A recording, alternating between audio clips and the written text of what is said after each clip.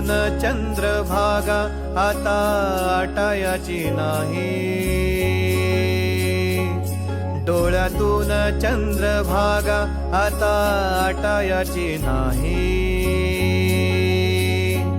उभ्या जन्मात विठ्ठला वारी चुकायाची नाही।